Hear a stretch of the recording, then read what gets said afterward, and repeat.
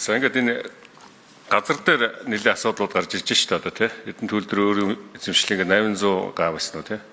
Тэгээ усад одоо баян өндөр 50. За ийм га газрууд байна.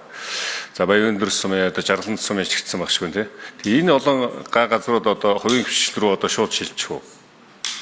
Одоо хувийн хвшил хөрөнгө оруулалт хийгээд явах. Төрийн оролцоо нь яаж байх юм?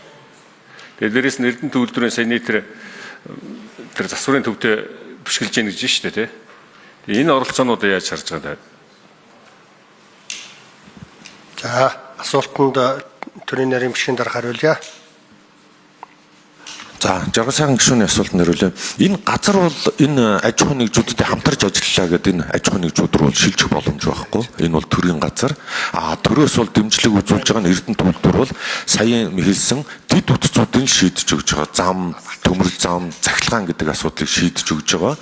За тэгээд энэ дээр энэ одоо төмөрлөг машин механизмын үйлдвэрлэлийг хөгжүүлэхэд энэ дэд утцын шийдэд өгсөн учраас одоо яг шууд одоо үйлдвэр байгуулах ийм хөрөнгө оруулалт хийгээд явах энэ боломж бол бүрдчихэд байгаа маа л гэсэн үг. Түүнээс газар нь хувийн хвшил мөвшилдөх ийм боломж бол байхгүй.